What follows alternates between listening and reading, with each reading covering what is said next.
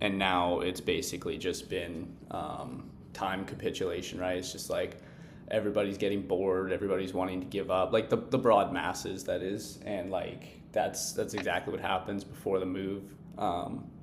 Like I said, I don't know if we get one more sweep down where it kind of wrecks a bunch of people before we go higher, or if we just rip. But volatility is at all-time lows, and so, well, not all-time lows, but it's at the lows, and so there is a big move coming eventually here. But there's Yeah, it been kind yeah, go ahead. I was just gonna say it kind of feels like there's gonna be, I mean, I don't know where we would like probably down to like it kind of feels like we're gonna like shoot down to 61 like real quick and then go from there. But um I mean, there's just no way to know that. But that's kind of what I'm waiting for. But we're also like sitting here, there's confluence zone at like 62.5. So like we could just bounce from there too. I don't know. Yeah, it's difficult. Like, it's, if we do end up sweeping all of these lows into 61, I think it's a massive opportunity to get long for like a move much higher into like 70, 80 if we do get that.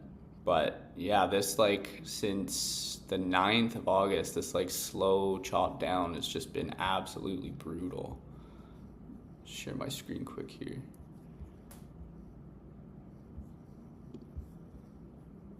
Yeah, I'll share my screen. We'll just kind of talk about the market for a few, and then we can go into things. But yeah, like, we've been just holding this level for so long. So if we look at like confluence zones only, like this level here, this little range that we've been in, right? Like, we've tested this level like one, two, three, four, five, six, seven, now 8 times, and we got all this liquidity below. You guys can see my screen, right? Yeah. Yeah. Yeah, so we got like all of these untapped lows below here, which like would be a massive, massive opportunity if we ended up, getting like a really nice move like this. But yeah, like, we're just holding this like Great Wall of China. Like, I was looking at total two, and it's like the same thing. It's like this level here, we've just like, the market's tried to push it down so many times, and we just consistently are holding this level. And it's like, I don't know if we end up getting a big volatility spike down. I don't know what causes that.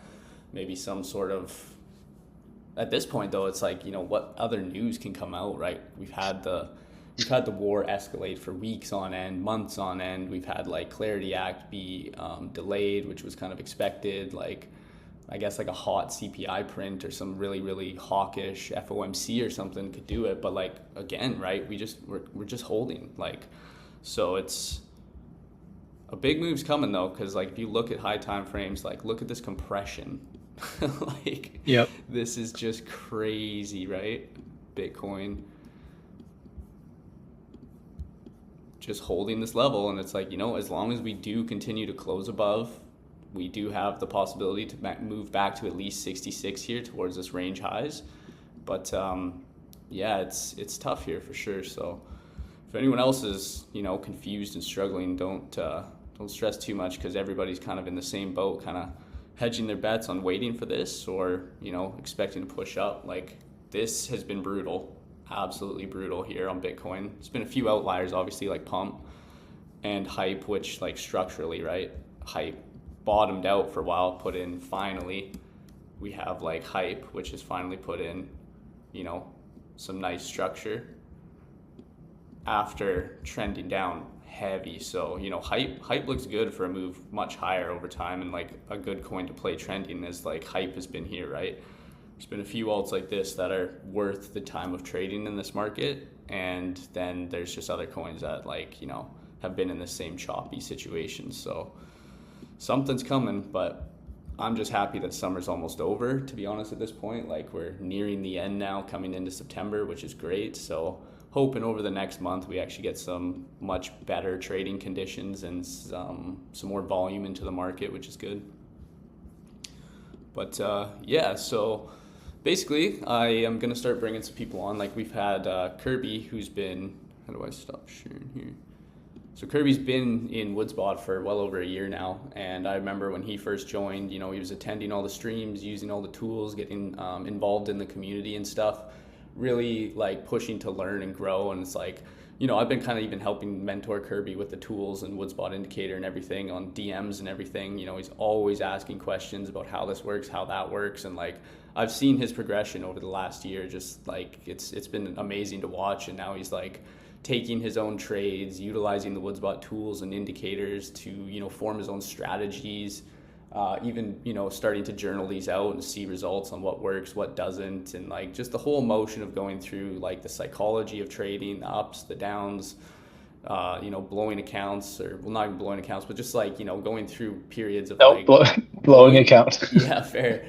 I mean, I can't speak for you, but like, yeah, like the whole rigmarole, right, of a trader, of like, you know, going through not understanding risk management, not understanding when to trade, a specific strategy to trade, like the whole thing that everybody through trading goes through, right? And so I want to start getting to people like Kirby up to kind of, you know, give their experience on Woodsbot, the tools, the community, the indicator as well, and kind of like how it shaped their trading, you know, what they do on a day-to-day basis and the strategies they use and stuff. So yeah, so we got Kirby up today, and like, yeah, we'll just throw it over, and it's like, I guess you can just talk about, you know, like what has been in a nutshell kind of your trading journey over the last year, and like being with Woodsbot and everything with the tools. It used to be just all the bots, and now we have the indicator and stuff, and just kind of like how that essentially kind of shaped you in your trading journey. Yeah, I'll start actually a little bit before that, because I joined Wealth Group before Woodsbot, before I knew even about Woodsbot. And so I mean, I think a lot of people join Wealth Group because they see people on like Elias, I guess, maybe on Twitter. And so I saw his stuff and started following him. And so then I joined Wealth Group when when he put that out there. And that's kind of where it started. I started there, that would have been around 2023, early 2024, maybe. And before that, I was trying to trade.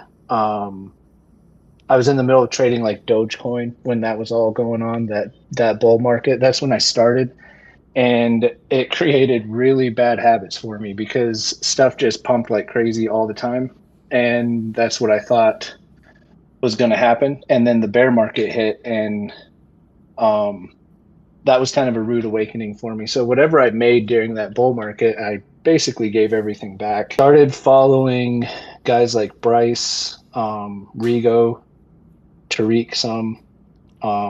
Tried learning different things like breakout, pivots, different things like that. So I know like a little bit about a lot of different strategies, but it wasn't until I kind of started digging in with Dillio in like charts and ideas. Like I started figuring out that I needed my own strategy and be able to do it on my own instead of just following different traders or whatever. And Dillio was like always in charts, and I just kept asking him different questions. So I always made jokes about him and Ventura were both like very very helpful and very patient with all my questions. So that's kind of where it started. And then somewhere, I'm not exactly sure, I guess it would have been a little over a year ago, is when I heard about Woodsbot from Woods' Corner. He kept sharing like these different trades and stuff. And so I was like, well, I'm going to go check that out. That seems like a sweet tool to have. And that's when I joined Woodsbot. And even then, I was still like, I mean, I was basically just copy trading different traders. I still didn't have much as far as like a strategy. I mean, I had some, like I could do like breakout trades and stuff, but it wasn't consistent at all. And then, so in Woodsbot, that's when I really started digging into like the 30-minute divs, 15-minute divs, into areas of like reversal or whatever. And back then we didn't have the indicator, so then it was still pretty difficult for me. I had a hard time identifying places that were reversals. I shouldn't say that. I could identify them, but then it was just like hard for me to hold a trade or have the right emotions, because I was still, at that point, I was still very much over risking on my portfolio, and then it just drives your emotions all crazy. And so what really started turning the corner for me was when they started putting out, Dill would start sharing levels in the chat with the indicator, and that helped a ton. I would get daily levels from him and I'd put them on my charts, and that's when it started to click much more for me. Got a lot easier, got more consistent. It still wasn't just like winning all the time, but it got a lot better. And then when they dropped the confluence zones not too long ago, that's one of the things that really made it click, because it made it very clear for me when I should be looking for a trade and stuff like that. There's a lot more into it, but that's like the basic overview of my journey. Yeah, I love it. Yeah, I remember dropping all those levels in the chats, asking you guys like what charts you wanted and stuff, and then it was great to see like everyone executing around them as we were developing the indicator. And then I remember when we dropped the indicator, it was awesome just to see everybody utilizing it, finding their own trading strategies, you know, being able to combine the bots and like the div bots and everything that we have inside the Discord and the levels and breakouts and stuff into their own trading strategies and everything. So yeah, I feel like yeah, you can like share your screen there too. We can start going over just kind of like, I guess your strategy that you found that does work with the indicator, and kind of how you view the market, kind of like where you look for trades, some of the things that you struggle with or have questions on, and kind of like just your overall strategy. Yeah, it says I can't share my screen. Let me try and fix that here. One sec.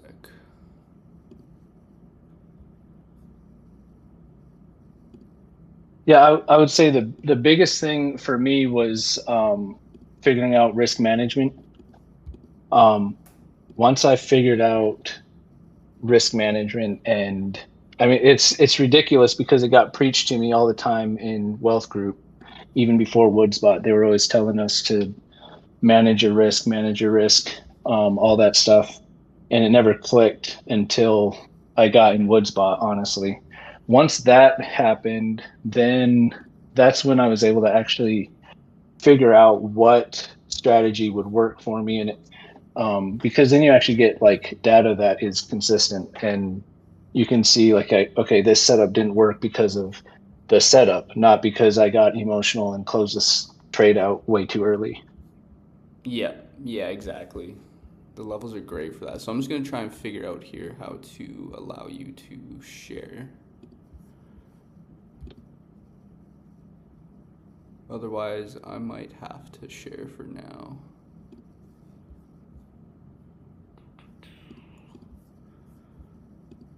But yeah, it's crazy to think that like, I remember those times where the indicator wasn't actually even a thing, and now it's cool to see how far we've come with like everybody having access to the indicator. Yep. Yeah, it's awesome. Okay, give me a sec here, guys. Just trying to figure out how to get him to share. I mean, there's not anything I would do on my end, is there? No, I don't think so. It's probably just permissions inside of the chat here. All right. So I'm just going through here trying to see.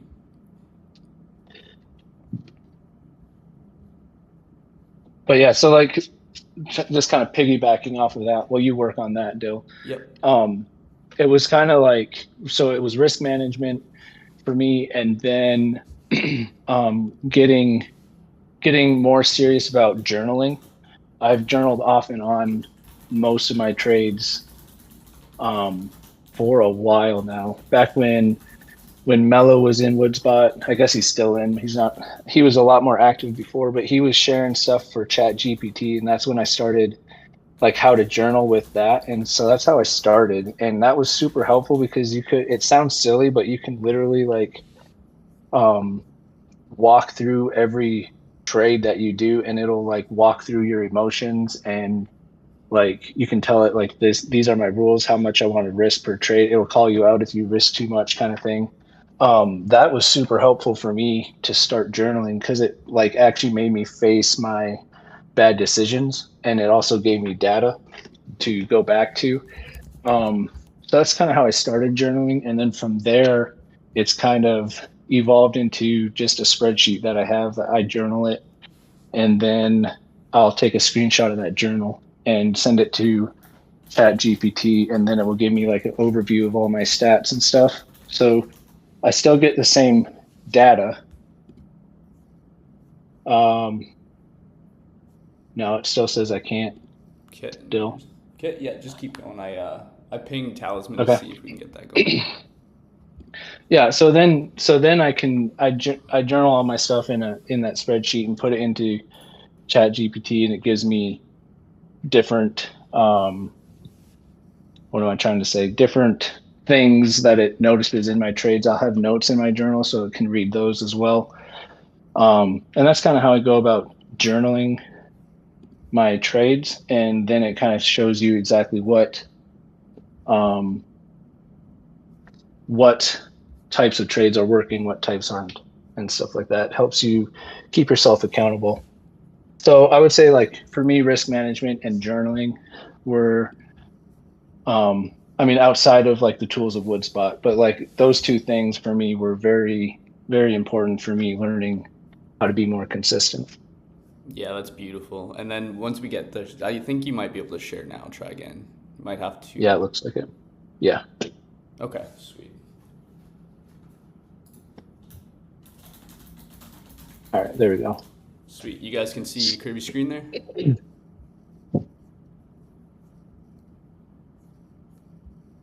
Beautiful. All right.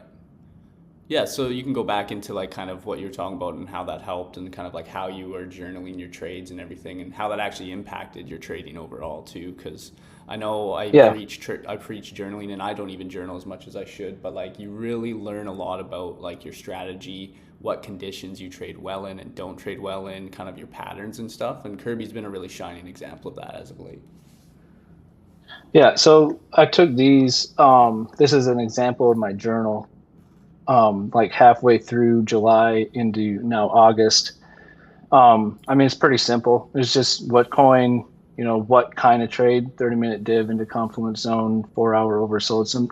And sometimes, like, I think there might be, yeah, right here. Like, if I can't journal it, I have another rule. If I can't journal it, I can't trade it. So like these are my rules, and you'll see like I don't always stick to this one or this one, but like pretty consistently I do. This one is a hard rule. I will not go past that one. Um, so like if I have a rule that says I can't journal it, I have to be honest with myself. If I don't have an actual setup, I have to say it. So that ended up in a loss, obviously, because I didn't have a good setup. But so anyway, I keep track of my risk per trade, my final R per trade, dollar amounts I have blocked out. But then I put a link into my trading view so I can go back and review each setup before it played out and see what was going on there. Then I have notes and stuff here. That's an example of my journal. And then I'll take a screenshot just like that one and I'll put it into Chat GPT and it'll show like which type of trade I have the best success in. And so like 30-minute div into confluence zone, you can see I have by far the most success with that. And then there's a couple other good ones, but then I can see, okay, like reclaims, I'm struggling with reclaims. So I don't take those as much. So that's kind of how I journal and try to follow my rules as best I can and stuff like that. And that's been super helpful for me. Yeah, and I think it's important too how, like, every time someone has rules and stuff, like even me, I've been trading for close to 3 years now. I still break my rules, but being able to have your rules set for yourself and then honestly journal also shows you what happens when you do break those rules, right? So if you're breaking your like whatever, say 5% daily drawdown limit, and you can go back over the last 3 months and see there was 3 times where I did that and it ended really bad because I took trades I shouldn't, I over risked, I lost X amount of my port because of that. It gives you that like feedback loop to say like, oh, okay, that's why these rules are there, right? And the more data you have to back that up with like negative experiences of breaking those rules and being honest with yourself, the more you can like reinforce those rules too. So it's like super important to just be like honest and transparent with yourself. Like you have your rules, everyone's going to break their rules. Like it happens from time to time. We're human, right? Like nobody's perfect. And it's just part of the game. But then, you know, when you have the data to back it up and say, oh, this is what happens when I break my rules. I can look at the last 4 times where, like, you know, I really screwed my account up. It gives you that feedback to be like, okay, like, that's why I have this rule. This is why I should not break that rule, and I shouldn't do it again if I'm in that position.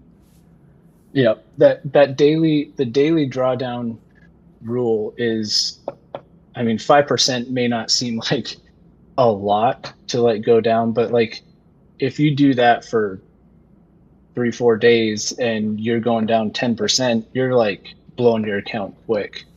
And so that 5% drawdown is super critical for me, because I was the king of blowing accounts for a while. I would get in this vicious cycle of, I lost a trade or something, so then I'd go find some random. I mean, I got this list of all these coins, you know, all these crap coins, and I'd go try to find one that's pumping and try to get it all back in one trade, and what do you know, it goes down, and then I'm even further in the hole, and it's just it's a vortex of bad decisions. And so that 5%, I mean, I hit that and I'm like, I'm coming back tomorrow and we'll see what happens. So that one's super critical for me. Yeah, and it's cool too because inversely you can see and map that when you do follow that and you come back with a fresh mindset and stuff, like more times than not, probably almost all times than not, you're gonna end up actually, you know, making it back in a nice trade that you took time and were patient for, and you didn't rush and you didn't Yep. oversize and things like that. So it's like journaling is just like super critical to, you know, it's just for yourself, right? It's like, Kirby, like, appreciate you coming on and like sharing your trade journal and stuff too, because like these are very personal things in everyone's journey, and it's like, but you know, when you're journaling for yourself, guys, this is a very personal thing for you to understand how your emotions work in the market, how you approach, you know, 2-3 losses in a row, what kind of rules you can set to avoid further drawdown and stuff. And then inversely, like I said, you can see what happens when you do follow your rules, stop trading after 5% daily drawdown. 3-4 times back in your tracker, you see that, and then the next 2 days you make it back because you were smart and patient, right? It just gives you all that data to understand yourself as a trader. So it's very important for those who aren't doing it, especially learning and like starting out. Yeah, for sure. So yeah, let's like go into kind of just like how you use the indicator or the bots or anything that you use from Woodsbot, into kind of, you know, how you view the market, where you like to look for trades, how you like to execute those trades, kind of things like that. Yeah, sure. So not too long ago, Dal had a stream, was on in Woodsbot, had a stream about like a morning routine, and I've really like tried to do that. I don't get it every morning, but like I try to do that before I do anything else. And so like I will start with 4 hour on Bitcoin and then USDT. And so those two things, I try to figure out, you know, what direction might we be going today, kind of deal. And so like it's a weekend, obviously, so I'm not just like trading a ton, but if this was Monday or Tuesday morning, I would be looking for some sort of retest into here and see how that lines up here. Now that could mean it retests up, this pumps up into here, and then I would be looking for divs, 30-minute divs usually into these areas. And so this is just me marking out kind of like what I feel like the top of that range is. I know it kind of comes out over here, but I mean, you got a wick here, you got wicks here. To me, that, you know, I'm looking for something in here. So then I'd be going back to Bitcoin, and then I'd be looking for something in there. So I would drop down to 30. Well, I would put hold on. I'd put a block in here so I can see it on the 30 real easy.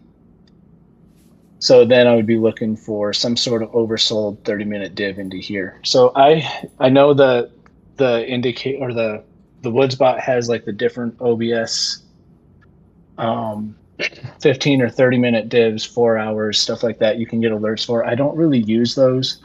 I use the majors one, the OBS oversold, or what is it, overbought, oversold majors, because generally, I mean, this list is basically what I'm trading, and this will change different times. Like if there's a coin that interests me, I'll have it on here and then I'll take something else off. But it doesn't usually get a whole lot bigger than this. And so that majors one is basically what I'm going off of. If Bitcoin or Sol or ETH, if those things are creating 15, 30-minute divs, that's what I'm looking to trade. I'm not necessarily looking to trade all these. I know guys do. I mean, some people are super good at it. Tariq's awesome at it. G2K is phenomenal at it. And every time I venture into this list, it usually means I'm pressing and I usually got to get off. So that's, I probably should just delete this, but I don't. But that's what I find. Like if I'm going into altcoins like those other ones, I'm usually not in the right headspace. So I try to stick to like the major coins or like strong alts like pump or hype kind of thing. So that's kind of how I would go about looking in the morning for trades. An example of like an actual trade I was trying to get would have been virtual. And I think this was a bot trade that they put out or it put out. And so it was pumping up into this confluence zone. And so the bot put out this limit. I don't know if this is the exact limit it had, but it was basically, I was looking for this 30-minute div, which, you know, here's your high. I was looking for a lower high here and a higher high here. Didn't play out, but that's what I would be looking for. Oh, there's my bot trade. Never mind. Would have been right there. That didn't play out, but that's kind of what I'm looking for overall. But I was talking to Dill about this a little bit. I struggle with, so like hype. I know some guys caught hype over, I think it was last night, got some entries. Where I struggle with is I tend to look for these, and makes it hard for me to catch this. And I know I was looking at it with Dill before we got on. I know there's a 4-hour level there, but for me, it's hard for me to know when this single 4-hour level is the correct one to play. Now, I mean, in hindsight, there's an oversold 30-minute right there at that 4-hour. That 4-hour would have been there. Yeah, I mean, right into it. So I was talking to Dill about that. That's probably where my weakest point is as far as trading is like when something's in the middle of zones, that's when I tend to get confused. So like Sol is another example. Like, not that you necessarily want to be trading this, but like there's nothing for me until, you know, up here or down here. So I don't know if Dill, you want to jump in and talk about that a little bit if I need to jump off my screen or something. But yeah, for sure. Yeah, you can keep it on there. So like the way that I approach it, like obviously confluence zones like you have circled there, these are your highest confidence zones from the indicator. And the confluence zone, for those that don't know, is just where multiple support or resistances are clustered. So you can see there's at the top, there's a 4-hour, there's a 3-day, and there's a daily all in one area. So the confluence zone means exactly that. It's more confluence. You have multiple levels. It's a very strong resistance there. And so basically, yeah, here I'll. Oh, sorry. I forgot I was sharing. Yeah, no worries. I was gonna go check the chat. But. Yeah, no worries. Night Owl asked a good question there too. We'll go into some questions after too. So any questions you guys have at all in terms of Woodsbot, you know, the tools, how Kirby trades, psychology, anything, just shoot them in the chat. We'll answer them all for you guys. But basically, like, the way I approach it is that like confluence zones are obviously, you know, your A++ areas, right? Like if you get divs oversold, overbought into those areas, it's like your highest confidence trades if you're trading that strategy anyways.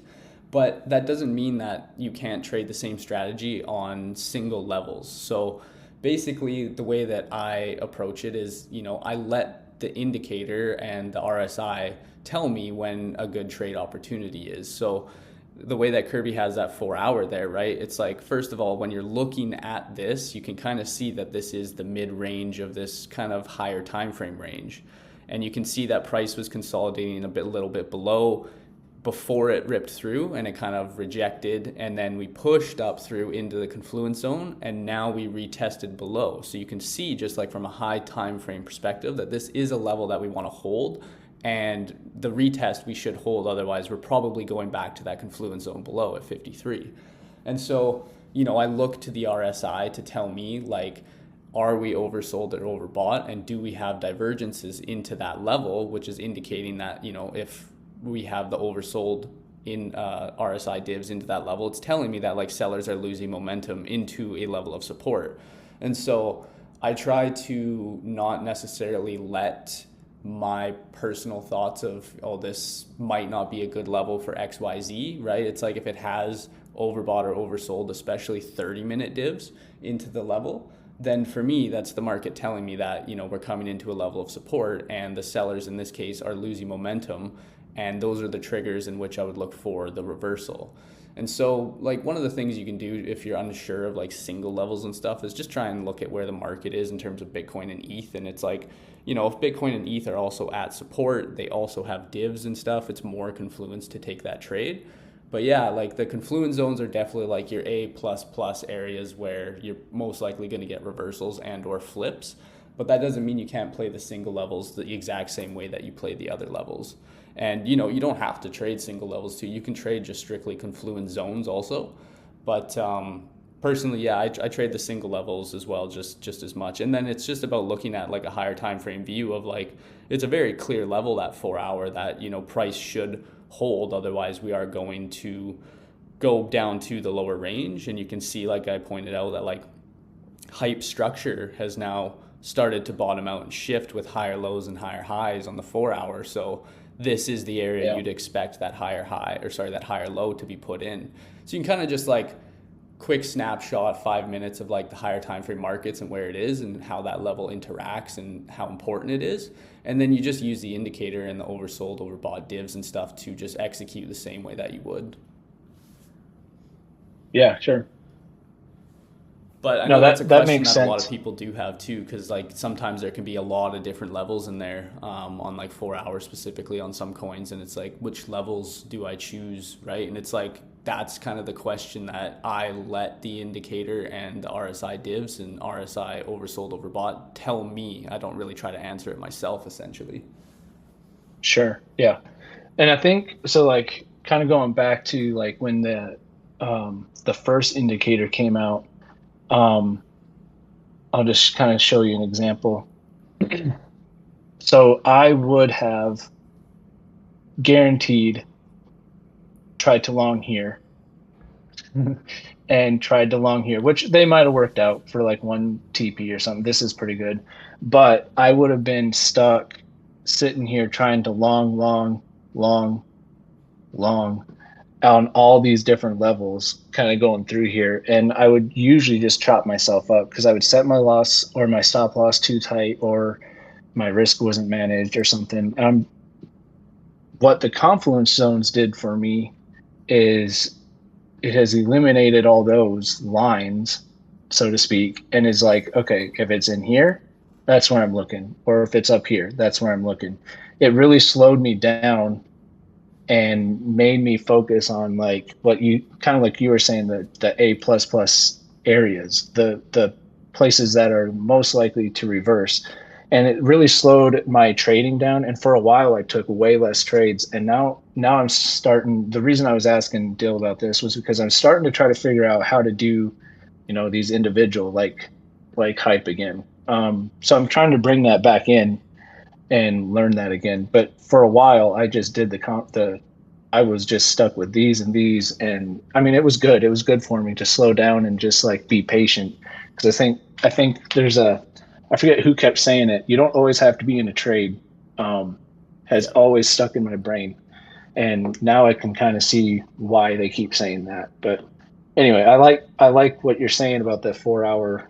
I get what you're saying there. Yeah, and I think one of the most important things just in general, like completely irrespective of Woodsbot, is just understanding market structure, right? So it's like, even going back to your Bitcoin chart there. So understanding that like on the 4 hour at these levels, if you zoom back out to where the single levels were too. Oh, yeah. And then just like zoom in a bit there. Not sure where you're trying to go to. Yeah, you're good there. So it's like basically like right, we're trending down on 4 hour. Like you can see we're making lower lows and lower highs, right? We are overall in a range, but like you can draw a trend line down because we're trending down. And so, Yeah. I think that's one of the most important things to understand is that like, am I trying to long every single lower low in a downtrend, right? It's like, Yep. like if you go to pump, for instance, like this will be another really good example. Pump is moving up, right? So yeah, you can short all of these higher highs, and that's fine. You get your triggers into levels. But the much better strategy is if you longed all of those higher lows, right? So Sure. like understanding that structure is like very, very important. It's not to say that you can't short the higher highs when they come into levels and stuff, but like until this structure actually breaks and we're making lower lows and lower highs like we are on Bitcoin, this is just trending up. And so you have to understand that like what you want to be doing on a chart like this is finding and waiting for those higher lows with the triggers like we had on hype. So now go back to hype because it's the also perfect example of structure on 4 hour, right? So go back to the 4 hour there. Like I said, you have now we've bottomed and you've made a higher high and you've made higher lows and then another higher high into the confluence. And now this recent one that you were talking about at that 4 hour level is another higher low. And so, understanding the structure is like trend is your friend 100%. If you are in a raging uptrend, of course you can try and short every higher high and catch the reversal. But the much higher EV play is to just long every single higher low and continue riding that trend up. Now, when trend shifts, like it did on Bitcoin, and we're kind of making lower lows, lower highs, you could be shorting until we switch structure, and you're going to have a much better time, right? So you can basically think about it. It's like if we're trending up, you want to be longing the higher lows and scalp shorting the higher highs, if anything. If we're trending down, you want to be scalp longing the lower lows for a bounce, but you want to be more so, not necessarily swing trading, but the higher confidence trade is to short the lower highs, right? So just really understanding the structure, and it can be hard when we're in a range, right? So when we're in a range, it can be a little bit hard to configure that in your mind, but just in general, understanding structure. Like I really recommend people to like play around with understanding higher highs and higher lows versus lower lows and lower highs, because you want to trade those differently. Otherwise, that's exactly it. Like you were saying on Bitcoin, you're going to be longing every single lower low, and they will most likely just be scalps, and you still can do that. But if you were shorting that the whole way down due to us now being in somewhat of a downtrend, you are having a much better time versus trying to long everything in that until sure, you'll catch the bottom eventually, but it's going to be painful. It's going to screw with your psychology because break evens, small bounces, stop losses, versus if you were just shorting Bitcoin, let's say, and then longing pump because their structure is telling you pump is in a raging uptrend, just wait for higher lows at levels with the divs. Now hype is too. Hype has bullish structure, higher highs, higher lows. So you can scalp the higher highs if you want, if there's triggers, but look for the higher lows to actually get into trades that are going to be much more meaningful, if that makes sense. Yeah, for sure. Yeah. And I think I still just more on what I struggle with or whatever. See, I struggle with, so if we go, those lines throw me. So I got to go back to this. So like we're in this range, right? Yeah. Right here. And so like obviously we're coming down here, but what I struggle so much with, so Bitcoin's in a range, obviously going down in the range, but then you got stuff like you were saying, like hype and pump, and I'm just like, I cannot separate in my head. I can't separate the two. So like I can't separate, if I'm shorting Bitcoin, I know how, like I know what your answer will be, but I'm just saying that what I struggle with is like, how am I supposed to long this if I'm doing it, if I'm going the opposite on Bitcoin? And so that also is something I've been trying to work on too, is just like, yeah, like Bitcoin drives it, but like sometimes you got like, sometimes you got the super strong coins. I think Curve is another one. Yeah, Curve Yep. is another one that's just strong right now that I've been watching. And it's like, I mean, that's the long trend. But like, actually, here's a good example of two trades I tried to take. So like the first one came down to this confluence zone, had a 30-minute div, and Yep. then um, this area right here,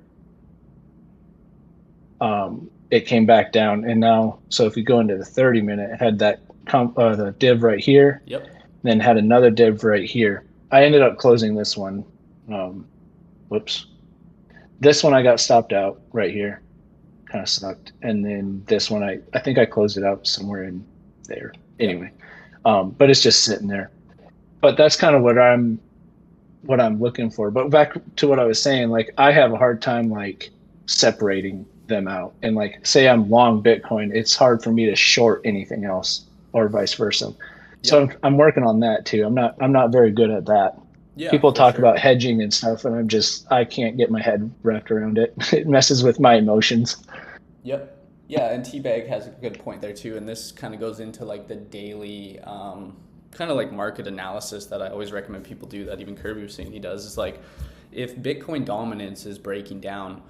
So like there's a lot of ways that like overall you'll start to understand to view the market. So if Bitcoin's just chopping around in a range and Bitcoin dominance is just dying and losing levels, you're gonna have really strong alts moving like they are with pump, for instance.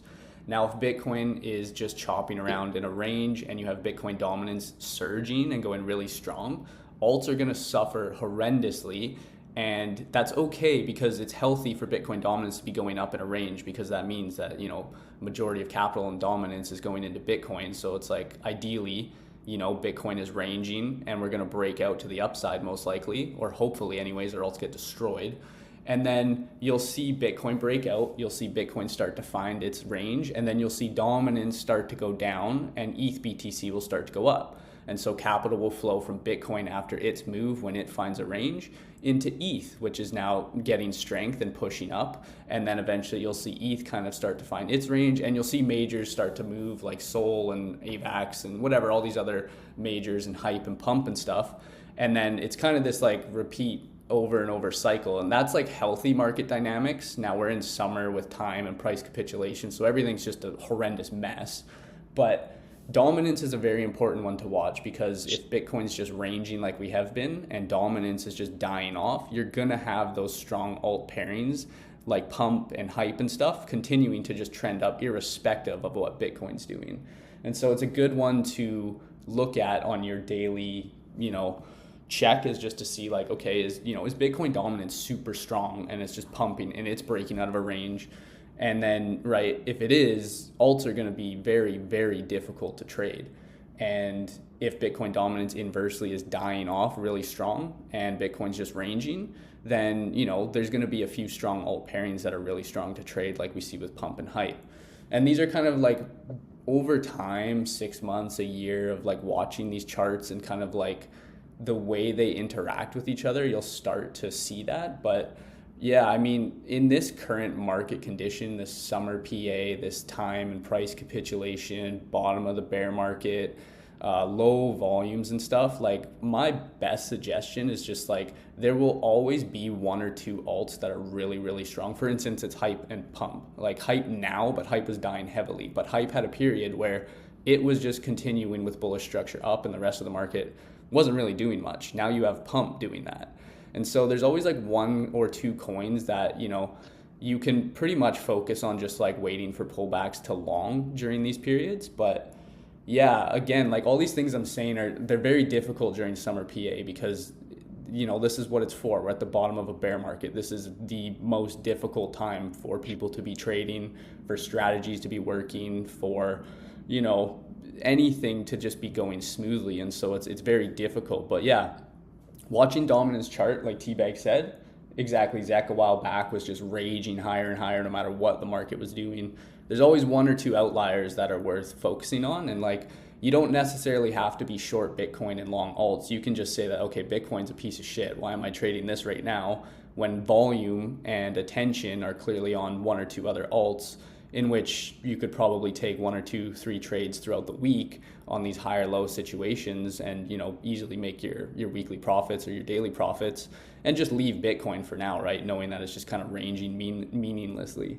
But you know, there's a lot of different dynamics that, like, over time, it's just all pattern recognition, right? Understanding where Bitcoin dominance is, if ETH BTC is breaking out, if Bitcoin's ranging, or the kind of understanding like the market dynamics across the board, you'll start to see, but only if you're actually doing a daily analysis to kind of really watch those patterns, which I think is really, really important for sure. Yeah, I don't necessarily. I have BTC dominance. I don't usually look at it though, so I'll have to keep my eyes on that one. I tend to just do USDT. Sometimes I look at Total too. I mean, I had this in there already, but kind of like you were saying, has a bunch of. The one thing I had a question about with Total 2, and we can get to other people's questions too if we need to, but usually when something has this many tests, Yep. doesn't it tend to mean like eventually we're just gonna cut through them? Yeah, if you're making, like, if each test is getting weaker and weaker, then it is a good indication. Like Pat inside of Wealth Group calls that raccoon PA. It's like it tests the same support or resistance, I don't know, whatever, 4, 5, 6 times with weaker reactions each time. It can be a very good indication that, like, okay, like the market isn't strong enough, even though we're holding, that we probably need to take liquidity below and see the reaction there. But Yeah. that's typical. And now you just have to realize that we're in summer, bottom of bear market, low volume. Volatility is completely compressed to like the lows. So it's like harder for making a clear picture in your mind of understanding, like, okay, are we actually just going to hold this considering bears haven't been able to push it down yet? Or are we actually going to go take that liquidity and have a strong reaction? It makes it very, very difficult to understand right now because that's just the way that the market is. But typically, that type of price action does indicate that like weaker and weaker reactions from support with end up being in lower highs, most likely will end up with us going to take liquidity lower. Right now, that's the problem. Everyone's like, I don't know if we go take all that liquidity at 61 or if we hold, because we're just fully compressing, right? Like a big move's coming, Yeah. and it's really hard to understand which way that's going to go. Yeah, for sure. Yeah. But these are good points, because these are like the types of things that you want to be kind of including in your daily analysis to really build the pattern recognition of understanding, like, okay, when XYZ index is doing this, what is the rest of the market doing, right? And like you won't understand it at the start, and that's fine. Like a good example of that for me was like watching what is it? Like Coinalyze, and watching how like order flow worked. And it's like when I was learning that, all I did was I would just have order flow up on coins. So watching like open interest, the CBDs, liquidations and stuff, I just had it open on any charts I was looking at for like 6 months. And I would just watch and see what the patterns were and stuff. And over time, you start to realize that, like, okay, when open interest and CBDs are going up and you have a lot of volume, right? Like it's an actual strong breakout or price is trending versus like just these different combinations of things. And I think it's really important to like watch your indexes being total 2, USDT, Bitcoin dominance, ETH BTC, to kind of see those correlations between them all and what that indicates with price. And it won't happen right away. It'll take a few months of you kind of watching and just like, you know, understanding those patterns and asking questions inside of the Woodsbot chats, right?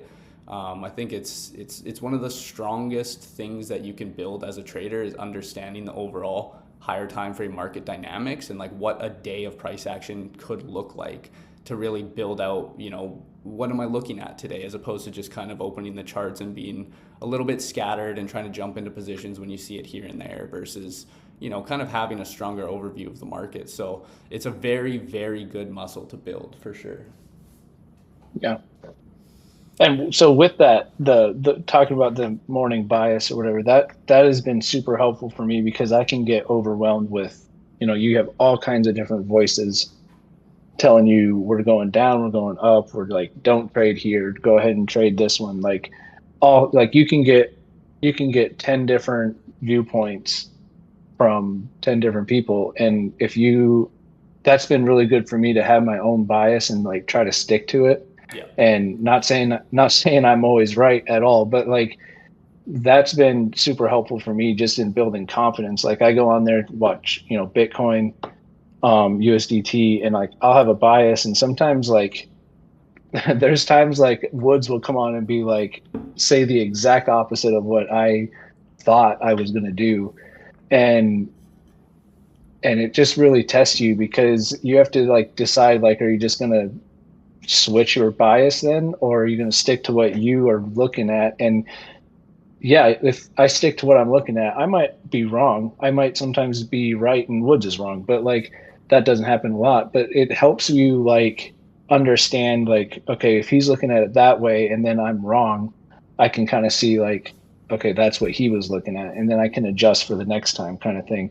But it doesn't necessarily change like what I'm going to do during that day, I guess is what I'm trying to say. I'm still going to try to stick to what I'm looking at and just kind of adjust from day to day as best I can, is what I'm like with what I'm learning from other people like Dill and Cypress and Woods, all these people. But I think for me, just trying to stick to that morning bias has been really critical for me too. Yep. I love that. And it kind of ties back all the way into the start of this. So I'll just talk about this and then we can like go over like everybody's questions and stuff. I don't know if you're strapped for time. I didn't even realize it's been an hour. It's good conversations. I love these. So No, I'm good. okay, awesome. And then basically what I was going to say is that like, this ties back into exactly what you started with the journaling. Like I used to just have a Discord chat. Like I made my own server just so I could post my own charts and analysis and kind of look back on it. And what I would do is like a daily analysis. I would look at Bitcoin, ETH, USDT, and then I would look at like total market cap, and I would just do a quick 4-hour analysis on where they are. And that would kind of drive the bias for me for that day. And I'd be able to go back and like you're saying, right? Like there is so much noise. Everyone trades not everyone trades a different strategy, but there's hundreds, thousands. You go on Twitter, everyone's got a different opinion, and they should. Everyone trades differently, looks at the market differently. But being able to say like, okay, maybe Woods was right in his analysis and you were wrong, having some sort of like journal of like your daily thoughts of the market overall, not just trades taken, you can go back and look at it and be like, okay, where was I wrong, right? It just goes back to that like introspective journaling, looking at what you're looking at and reviewing it and being like, oh, he was right? The indexes were telling me this, I had a different read on it. Or, I was right and I'm glad I stuck to my bias because this is what I seen. And it starts to build that muscle over time. And it like when you are right, it builds a ton of confidence. At least Definitely. It does for me. Like when I'm looking at it and I'm like, it looks like we're going down, and I take a short, and then I see somebody else in Wealth Group or somebody in Woodsbot take a long. Not that I wish bad upon other people, but they take a long, and then my short plays out. I'm like, it just helps build tons of confidence. Like, yeah, I can get a bias, and I can stick to it, and I can do this. Yep. Like I said, not that I would ever wish someone to take a loss, but like just like seeing sometimes when you're right, and then somebody that knows what they're talking about gets it wrong.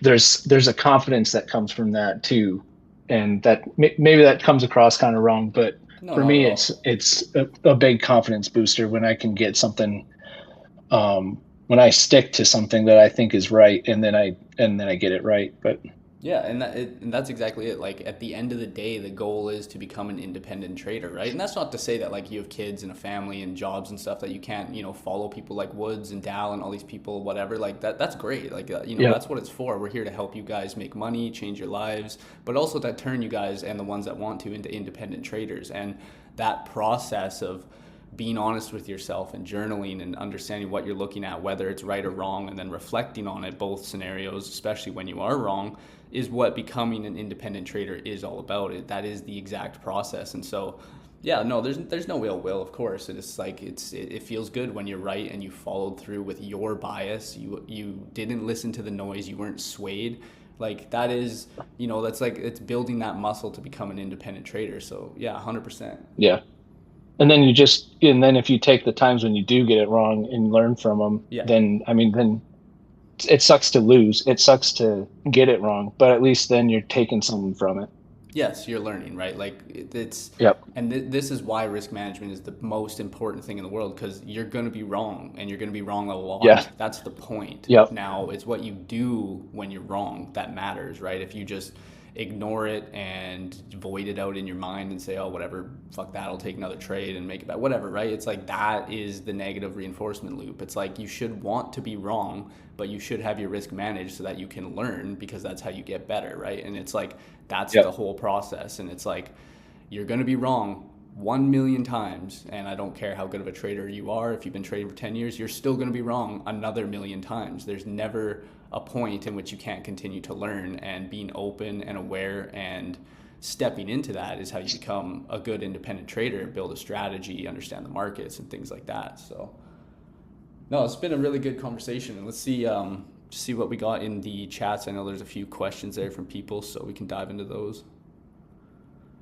So I think it started with Night Owl there. Yeah, let me read it.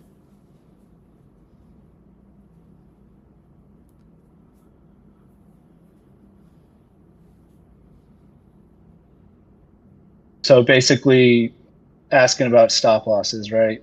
Yeah. So Understand how you put basically, stop how you would losses. approach a trade in terms of like what you look for an entry, specifically, I guess your strategy, and kind of like just like, it doesn't have to be like super specific, but just like how you approach stop losses, right? Like why you put a stop Sure. loss where, and just kind of how you view that. Yeah. Let me see. So say I took this right in here. I know this div, it's not oversold, but there's sort of a div here. Say I took this trade right here, somewhere in there. I would probably just be putting it down here somewhere. I would plan that out. And this is kind of where risk management comes in for me, because to me, if we lose this zone here, if we lose this zone and we lose this low, we'd be coming down further in my head. So that would be my inval. Now this stop is, I'm not sure what it is. So it's like 5%.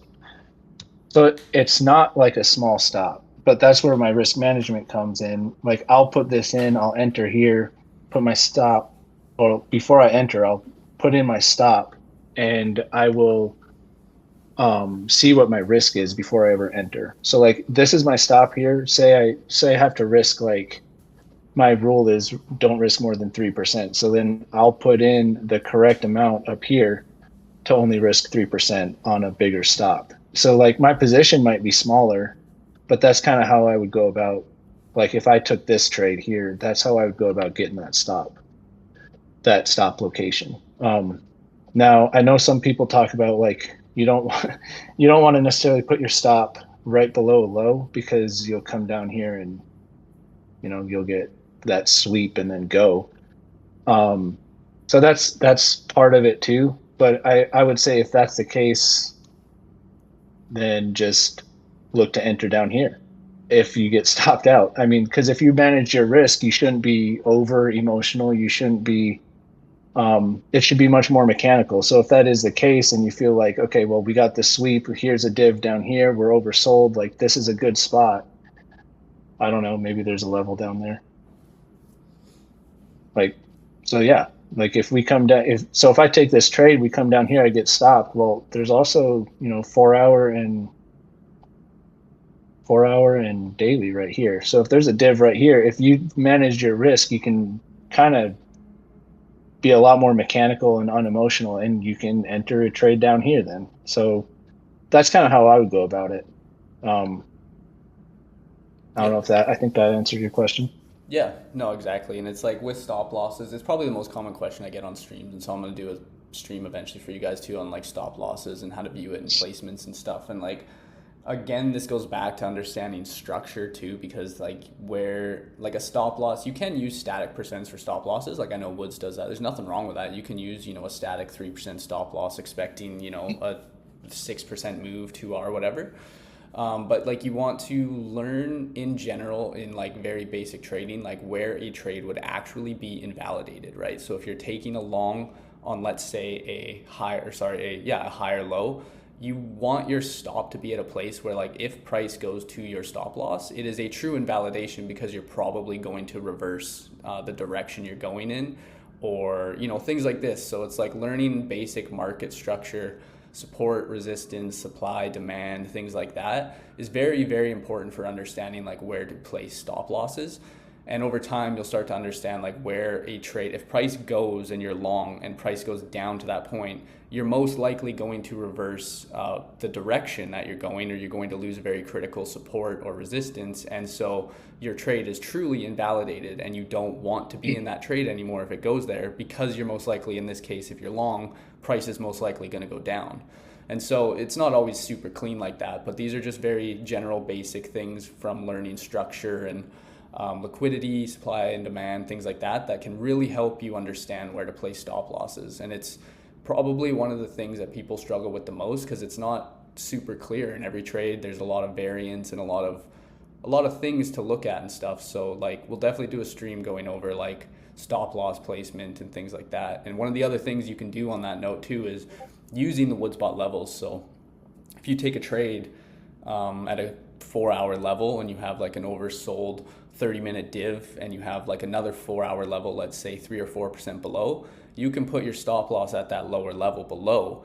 If you start closing 4-hour candles below the current one that you took the trade at, you can infer that, you know, you're going to move to that next level below. And so you can use the Woodsbot levels as well.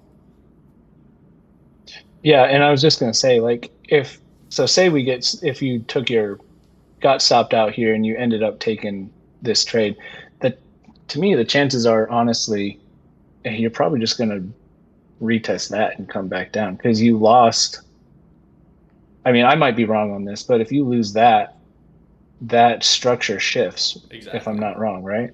Yeah. So if you lose this, like, I'd be looking to short coming into this level right here anyway. So like this long, like you could scalp it, but I'd be definitely TPing heavy right there anyway. So. Yeah.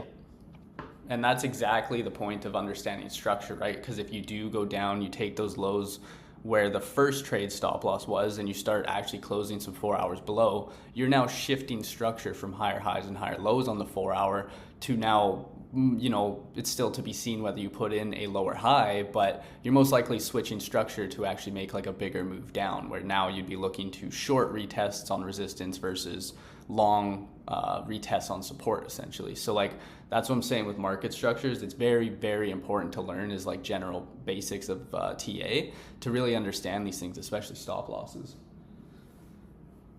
Yeah, they are tough though. I for sure. I can see the struggle. I mean, I struggle with that too. So yeah. How do you spell the pumping coin?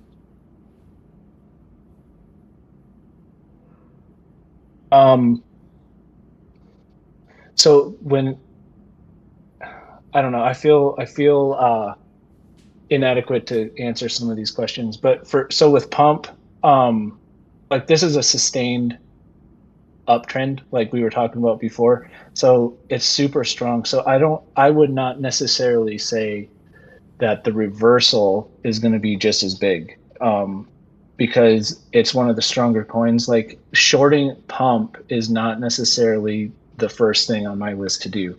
Now, an example of maybe what you're talking about for me would be this. Like when it's just straight up like this, that's why I was looking for a short. And you can see the difference between this sell-off versus this sell-off.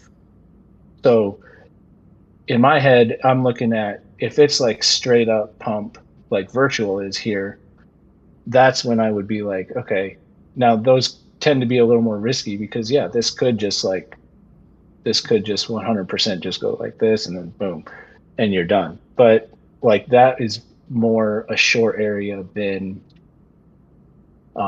this would be for me. Now I know people short this and are fine, but to me, pump is like super strong. So I had a rule for a while when hype was doing its thing.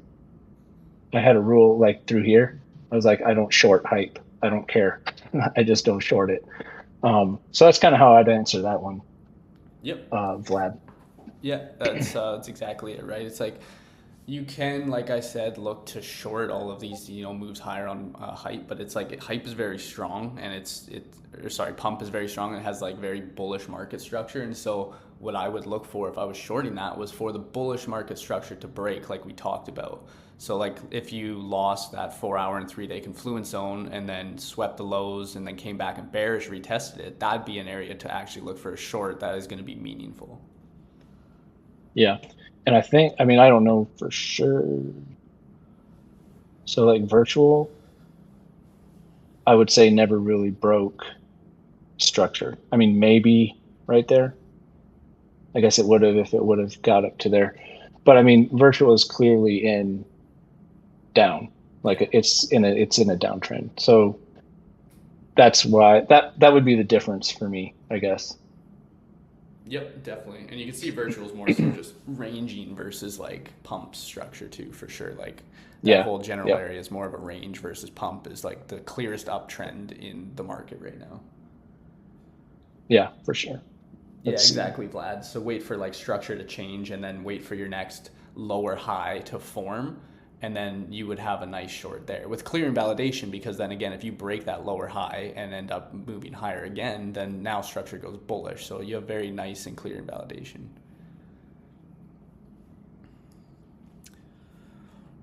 T-Bag, do you guys have 2 Woodsbot indicators, one with confluence? Yes. So I followed Dillio on that. He kind of explains how he does his. So like, well, that's too much. So I have one. This one is Monday range, so I can just turn that off. And then this one is all my levels. And then if I just want confluence, I can turn that off and just have confluence. And then this one's my divs. So if I want to take my divs off, which I never do, I don't know why. I should just get rid of that. My divs are always on there. But I do switch between these two a lot. And then Monday range, like, it's obviously not there on Mondays, but like Tuesday, Wednesday, Thursday, I will look at Monday range. Once I get to like Friday, Saturday, Sunday, I usually just turn it off because I mean, most of the time something's played out and both are swept or whatever. So like, but anyway, I'll have those on Tuesday, Wednesday, Thursday usually. But yeah, normally that's my basic setup right there. And then if I want to see individuals, I'll, throw those in there. So that's kind of to answer that one. Yeah. Yeah, Nido, you're welcome.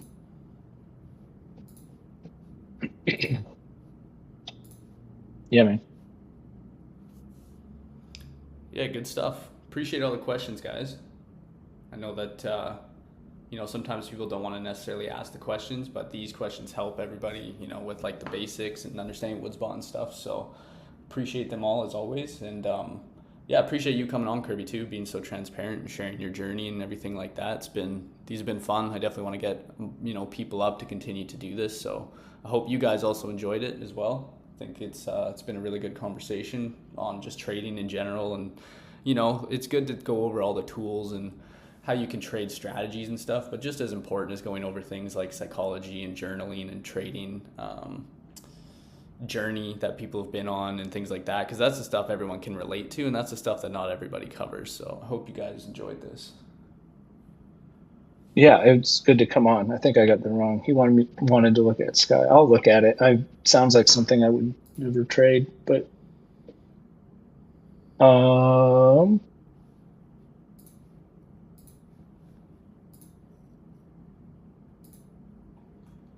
I would look for something down here, I suppose. Maybe a sweep of this and look to long. If you get a div down in here, I mean, without looking at.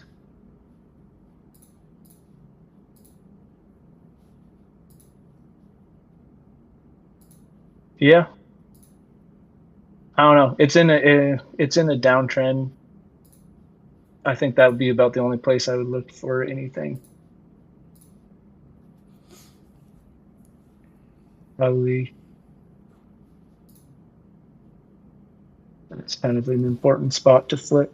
If we flip that, then you could look for longs or down here. That's what I would do. But like I said, I don't trade a coin like this very often. I usually just get in trouble when I trade it. So I don't know if Dill would have something different for you. Yeah, no, I think that was good. That was good. It's been a good stream, guys. Over an hour and 50 minutes. So yeah, I appreciate you guys coming through as always with the questions and stuff. Appreciate you again, Kirby. I will get this one uploaded to YouTube for you guys and then in the Discord, and I'll let everybody know. And yeah, I hope everyone has a good rest of your weekend and stuff. And yeah, we'll keep doing these. So, any questions you guys have, just be prepared to come and ask different people from Woodsbot and stuff, how they're doing things, how they approach things like that. And always feel free to tag us up in the chats and stuff too with any questions or, to recover anything from the stream, whatever it is. But yeah, appreciate you guys. Appreciate you again, Kirby. And yeah, hope you guys all have a good day. Yeah, man. Thank you for having me on. Yeah, of course, bro. I'll talk to you later. Yeah. See you guys. Bye.